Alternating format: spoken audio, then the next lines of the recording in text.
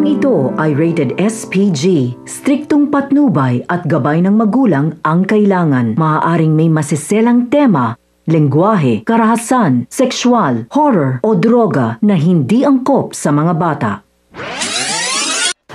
Mga kapamilya, ang mga dapat nating abangan sa FPG's Batang Quiapo.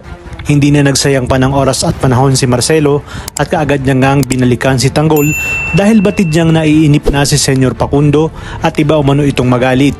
Sakto rin dahil sa mga oras na yun ay kailangan ni Tanggol ng pera dahil sa pangalawang laban nga nila ni Pablo ay natalo siya. Kaya naman siya ang sinisisi ni Boss B dahil hindi nito ginalingan. Kailangan umanong gumawa ng paraan si Tanggol para maibalik sa kanya ang bar at hindi mawala ng trabaho ang kanyang mga kasamahan.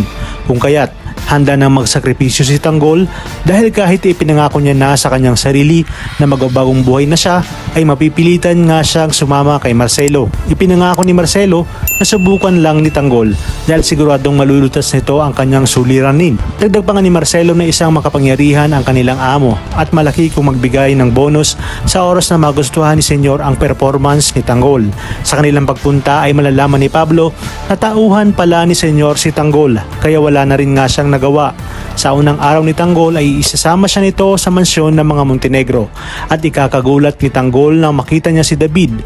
Ayon kay Senyor, siya umano ang tagapagmana ng Montenegro, si Jesus Nazareno.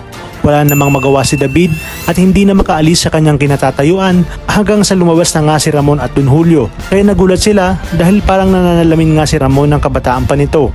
Ayon kay Ramon, si Tanggol ang kanyang tunay na anak at nakita niya na ito dati nang huling enkwentro nila Greg. At kahit walang DNA test at paliwanag ay ramdam niya nga sa kanyang sarili dahil sa lukso ng dugo. Kaya naman magmamakaawa si David kay Tanggol. Ngunit sa pagkakataong ito hindi na siya pagbibigyan ni Tanggol. Lalapat na laman ni Tanggol na ginamit ni David ang kanyang pangalan. Napakasama umano ni Tanggol at wala itong pinagkaiba sa kanyang tatay Rigor na demonyo rin. Uunahan naman ni Olga si Ramon na barilin si David upang hindi na nga siya ilaglag nito. Sa inyong palagay, malulusutan kaya ni Olga ang pangyayaring ito? Sa oras na ilahad ni Tanggol, nakilala niya itong si Olga at beng nga ang pakilala nito sa kanyang pamilya. Talagang kapanapanabik ang mga susunod na tagpo sa teleseryeng ito. Kaya naman sabi-sabi natin itong pakaabangan. At kung bago ka pa lamang sa akin channel, ay sana huwag kalimutang mag-like at subscribe.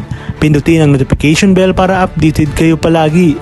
Maraming salamat sa inyong panonood at hanggang sa muli, kapamilya.